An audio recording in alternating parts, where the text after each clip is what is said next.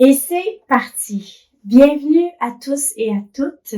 Dans cette petite formation d'introduction, je vous présente les différentes thématiques que j'aborde dans mes formations et je vous offre 4 petites leçons sur des sujets que je trouve fascinants. Je vous présente les points de communication sur le cheval du corps. Je vous explique exactement ce qui se passe quand deux chevaux se rencontrent et font un contact naso-nasal. Et je vous explique comment reproduire vous-même cette conversation-là avec votre cheval, essentiellement comment dire bonjour comme il faut. Je vous donne la véritable raison pour laquelle votre cheval envahit votre bulle et je vous explique au final l'importance et la vraie signification de l'ébrouement. Vous savez, là, l'ébrouement, lorsque le cheval fait ça, là. Mais d'abord, qui suis-je? Je m'appelle Valérie Gagné et je suis intervenante en comportement. Oui, mais essentiellement, ce que je fais, c'est vraiment traiter le bien-être psychologique du cheval à travers des techniques très protocolaires, là, très spécifiques, basées sur la science du comportement, c'est-à-dire l'éthologie. J'oblige le cheval à relâcher son stress et ses tensions et à sortir une fois pour toutes de la détresse psychologique. Si le cheval est sain physiquement et qu'il démontre des difficultés de comportement, les manipulations que je vais lui faire, là, totalement doucement, vont l'amener à exprimer son stress une fois pour toutes et à revenir dans la détente où il aura ensuite accès à toutes ces stratégies naturelles de gestion de stress. Comme chez l'humain en thérapie, les techniques viennent faire une reprogrammation neurologique et amener le cheval à donner de nouvelles réponses plus saines lorsqu'il vit des stress. Ce que vous allez apprendre dans mes formations, eh bien, je parle de tous les aspects du cheval et donc on va bien au-delà des techniques thérapeutiques et on apprend son langage, comment l'entraîner et comment le manipuler et comment régler des difficultés de toutes sortes. Les intégrations de troupeaux, les chevaux difficiles d'approche, les chevaux anxieux et tellement plus encore. Le cheval est un animal de proie, on le sait. Nous sommes des prédateurs. Eh bien, vous n'arriverez jamais à enseigner à votre cheval là, qu'il ne doit pas s'inquiéter qu'un prédateur va venir l'attaquer. C'est sa nature. Il se sent beaucoup plus facilement vulnérable que nous aux objets, aux situations, aux endroits ou aux environnements et aux sensations physiques. Son seuil psychologique de confort est beaucoup plus bas que le nôtre. Qu'est-ce que ça veut dire quand le cheval s'inquiète et a peur? C'est que son système nerveux répond à l'environnement et ses mécanismes de défense embarquent. En fait, au point de vue du système nerveux, les chevaux et les humains sont pareils. Système dorsal, système vagal, sympathique, parasympathique, détente, stress. Et nos mécanismes de défense sont même pareil, la fuite, la lutte ou la pétrification. Quand le cheval danse sur place, c'est de la fuite. Quand il cesse de bouger, le plus souvent parce qu'on l'empêche, eh bien, c'est qu'il vient d'entrer dans un état de pétrification. Et quand le cheval fait semblant qu'il va mordre au pansage, eh bien, c'est lui qui lutte. La pétrification, c'est, quand on l'empêche de bouger, c'est vraiment un shutdown mental. C'est une dissociation. Quand il fait ces comportements-là, c'est qu'il a besoin de se défendre contre un stimulus. C'est pas qu'il fait semblant, c'est pas qu'il exagère. Il sent que son intégrité physique est menacée. Vous savez qu'il n'y a rien à craindre, mais lui, il ne voit pas la vie comme ça, malheureusement. Donc, connaître les différentes étapes psychologiques du cheval et savoir quoi faire pour l'aider à revenir en détente, eh bien, et le ramener vraiment là et le garder dans la détente, c'est le cœur de ce que j'enseigne. Mais il y a tellement plus que ça. Vous apprendrez comment fonctionnent ces 5 sens et donc comment il perçoit le monde et vous apprendrez les gestes à faire pour l'aider. Par exemple, comprendre que les yeux du cheval s'adaptent très très lentement au changement de luminosité, vous expliquera son comportement lorsqu'il entre et sort de l'écurie et vous adapterez vos gestes en conséquence. En domestication, eh bien, on contrôle tous les aspects de la vie du cheval. On contrôle sa nourriture, sa locomotion, son réseau d'amis, sa reproduction, tout. Eh bien, connaître réellement ses besoins, ses impératifs biologiques, va nous expliquer beaucoup de choses sur ses motivations et ses comportements. Car les besoins du cheval dictent ses motivations et la manifestation de la motivation, eh bien, c'est les comportements qu'on peut observer. Par exemple, le cheval a besoin de mastiquer 16 heures par jour, gros minimum. J'ai pas dit qu'il a besoin de se nourrir et d'avoir un apport de nutriments. J'ai dit qu'il a besoin de mastiquer. C'est un impératif biologique. C'est tellement fort chez lui que c'est un énorme stress s'il peut pas remplir ce besoin-là. Et si ce besoin-là n'est pas rempli, eh bien son stress peut se rediriger vers un autre comportement qu'on jugera inapproprié. Le tic du roux, par exemple, est une redirection du stress de ne pas pouvoir mastiquer. Vous apprendrez aussi la théorie de l'apprentissage chez le cheval. Comment le cheval apprend et donc comment lui enseigner. Habituation, désensibilisation, masquage, effet de rebond, inondation, sensibilisation, conditionnement, toutes les subtilités de l'apprentissage chez l'espèce équine. Par exemple, on sait que l'apprentissage par renforcement positif est le seul type d'apprentissage où le cheval, avec l'humain, où le cheval choisit de son propre chef de faire quelque chose.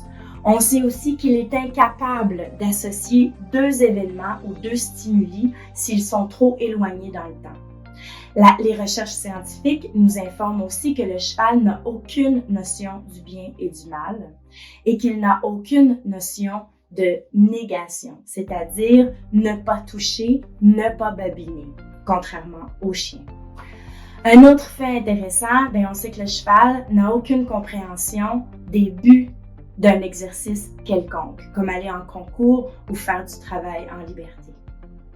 Vous allez acquérir une réelle compréhension de la dynamique du troupeau et vous allez connaître les gestes à poser pour devenir un vrai leader pour votre cheval, parce que vous allez comprendre de l'intérieur comment il voit la vie et de quoi il a besoin à tout moment donné. Par exemple, un cheval qui est en posture d'évaluation et qui regarde au loin, on se place devant lui et on regarde dans la même direction.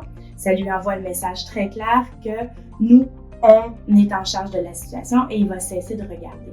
Après quelques temps, on va remarquer que le cheval, lorsqu'il voit quelque chose au loin et qu'il commence son évaluation, il va le faire moins intensément parce qu'il va savoir qu'en réalité, s'il y avait un danger, vous sonneriez l'alarme.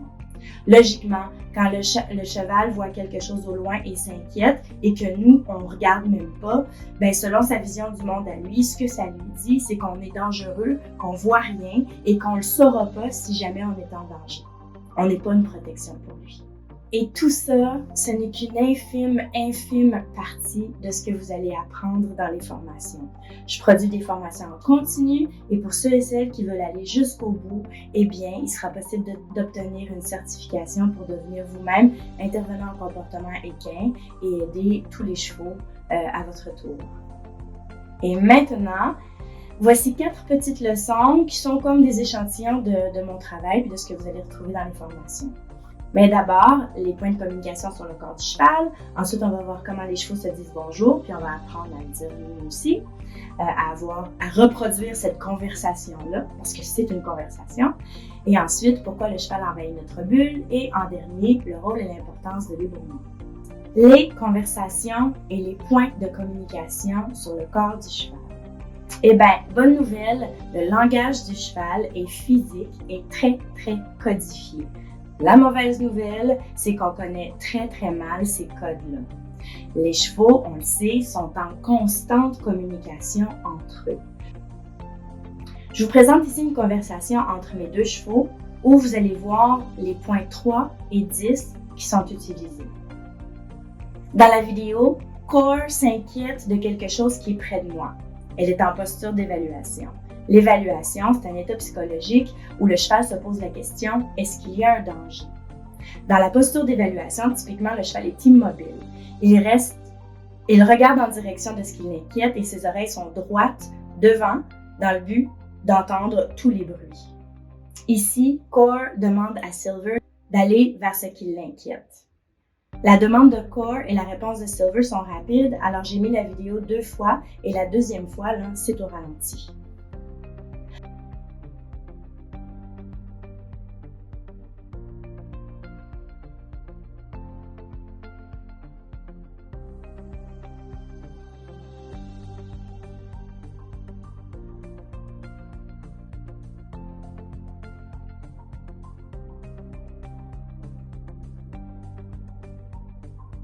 Dans leur communication physique, le cheval communique d'abord en pointant du regard et du museau le bouton du congénère.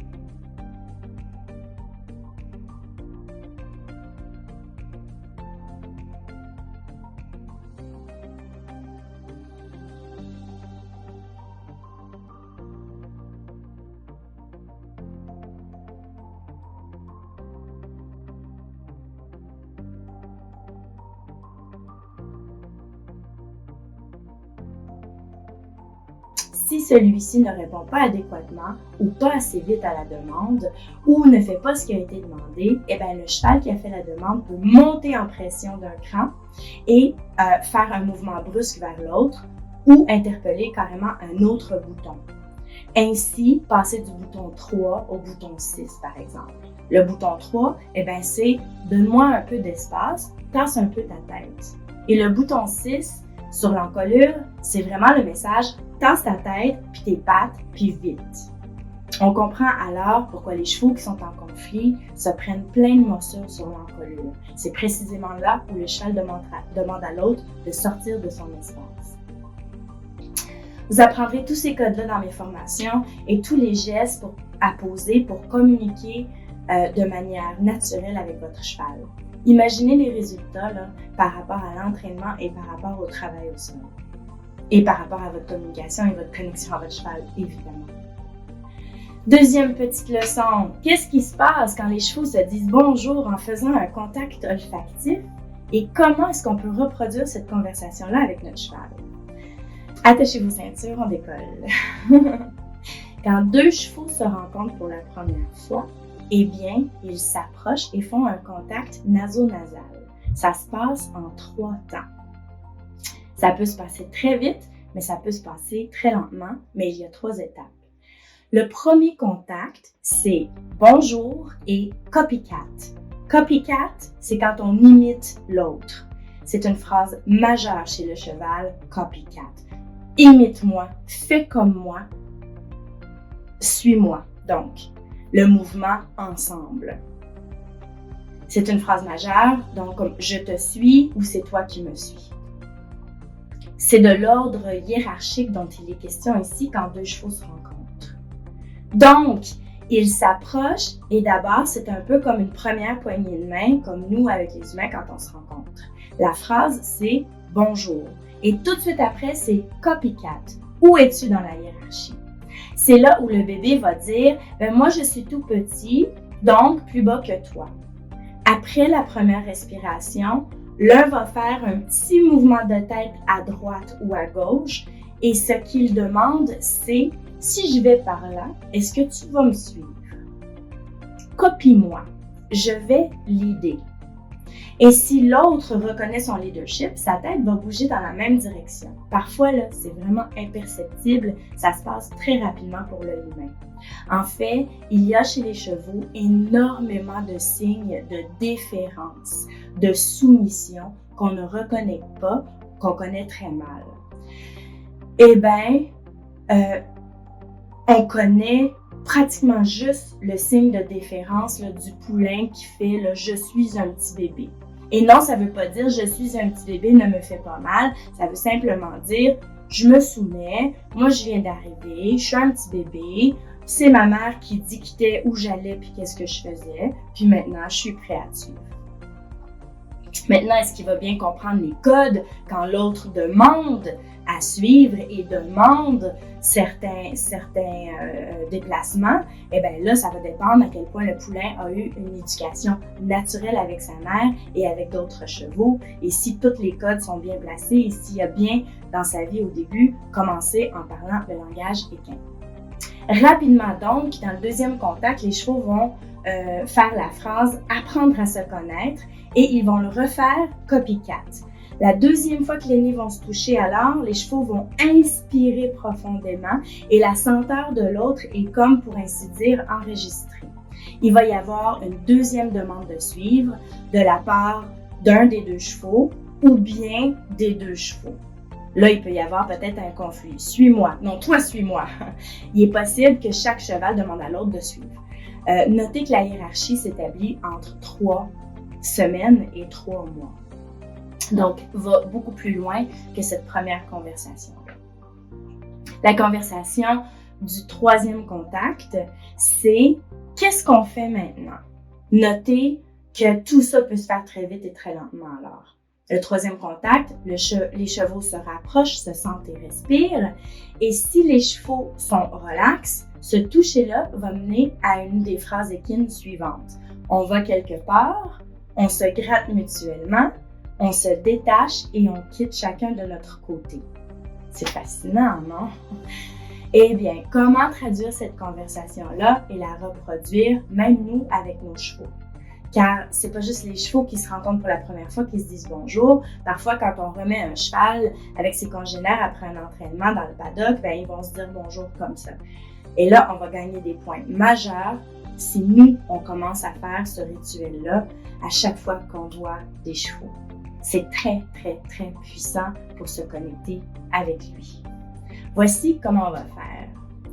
Vous allez vers votre cheval, il vient vers vous, vous l'arrêtez doucement à peu près à 8 pieds de vous en levant les bras, puis c'est vous qui entrez dans sa bulle en présentant le dos de la main comme ça, de façon à ce qu'il étire le cou et bascule l'encolure pour sentir votre main. Vous le laissez sentir 3 secondes, pas plus, et là, sans qu'il ne vous touche, vous retirez votre main et vous tournez votre corps, votre tête, dans une certaine direction pour voir s'il a l'instinct de suivre votre mouvement. Vous venez de lui demander « copycat ». Vous recommencez ceci une fois, puis une troisième fois, et après la troisième fois, vous offrez l'une des 3 activités, c'est-à-dire vous proposez un déplacement, vous allez vers quelque part, puis voir s'il va vous suivre, vous quittez le cheval ou vous proposez une session de toilettage. Mais rappelez-vous qu'en fait, le toucher est le sens le moins important pour le cheval et que son besoin de contact physique est beaucoup, beaucoup moindre que le nôtre. Troisième petite leçon, pourquoi le cheval envahit notre espace personnel, c'est-à-dire envahit notre bulle? Eh bien, la communication du cheval est physique et il est en constante recherche de sécurité et de détente. La plupart des comportements de nos chevaux ont comme but de se remettre en sécurité et donc de retrouver la détente. Le cheval fuit pour retrouver la sécurité, il attaque pour se débarrasser de la situation qui l'inquiète ou lui fait peur. La première phrase de recherche de sécurité du cheval, c'est de se coller physiquement à un objet dans le but de ne pas être exposé sur tous ses flancs. De manière naturelle, le cheval va chercher à se mettre au milieu du troupeau quand il se sent inquiet, mais il peut utiliser un arbre, un poteau ou un cône dans le manège comme objet de sécurité. Et si vous le menez en laisse et qu'il se colle à vous, c'est qu'il vous utilise comme objet de sécurité. La notion de respect est un concept humain. La notion de respect est un concept humain. La notion de respect est un concept humain. Ah, mon disque saute! C'est pas du tout une variable pour le cheval. L'obliger à reculer ou le forcer à se décoller de nous ne lui apprend absolument rien. Parce que ce sont... c'est pas vrai. Je vais vous dire tantôt qu'est-ce que ça lui apprend. Parce que ce sont en fait ces émotions d'inquiétude qui parlent. Au plus il va apprendre, ben oui, il va apprendre quelque chose, Il va apprendre que c'est désagréable lorsqu'il va vers vous pour se sécuriser et sa peur de vos mouvements agressifs va prendre le dessus sur son comportement de recherche de sécurité. Au plus, il va apprendre que c'est désagréable lorsqu'il va vers vous pour se sécuriser et sa peur de vos mouvements agressifs va prendre le dessus sur son comportement de recherche de sécurité. On dit ce qui saute, hein? C'est très important à retenir tout ça. La solution à cette situation-là, c'est pas de lui apprendre à se décoller de vous, mais la vraie solution, c'est de lui offrir une thérapie de relâchement de stress qui va lui permettre de mieux regarder autour de lui et donc de mieux évaluer les situations, de mieux comprendre son environnement et d'être confiant et sécure. Ça va aussi être de lui offrir plein d'occasions de vous voir à travers tous vos gestes comme un leader avec qui il est en sécurité. Comme ça, il va se sentir en sécurité avec vous, peu importe les circonstances. Il y a tellement plus à dire là-dessus. Je décortique tout ça dans les formations. La quatrième petite leçon, et non la moindre, la signification et l'importance de l'ébrouement. Vous savez, l'ébrouement, quand le cheval se claire les naseaux en faisant « Eh bien, quand j'entends un cheval ébrouer, j'arrête tout et je pleure de joie. J'ai tout gagné, il est arrivé, il est psychologiquement en train de revenir à la détente, il a de nouveau accès à un bien-être intérieur qui lui permet d'apprendre, il a accès enfin à toutes ses fonctions cognitives, à toute son intelligence. Ça dénote un changement d'état psychologique important et les chevaux stressés ébrouent peu ou pas souvent. Et il y a une différence de qualité aussi dans l'ébrouement. Parfois, le cheval ébroue juste un peu, presque du bout des babines. Parfois, on entend un profond son avant qu'il ébroue. Quelque chose du genre, là, comme ça, là. Eh bien, c'est que ça vient de son fond. C'est vraiment un grand relâchement. Ça marque vraiment, là, un retour de la qualité d'esprit et de présence que l'on recherche. Et si vous entraînez un cheval et qu'il n'ébroue pas par la session, eh bien, c'est problématique. Et s'il ébroue, arrêtez quelques instants ce que vous faites et permettez-lui de déposer encore plus profondément avant de continuer doucement. Le cheval vient d'arriver. Offrez-lui votre présence. Reconnectez-vous à lui. Respirez vous aussi profondément. Une dernière petite note. Parfois, le cheval mange puis il ébroue pour se dégager des naseaux.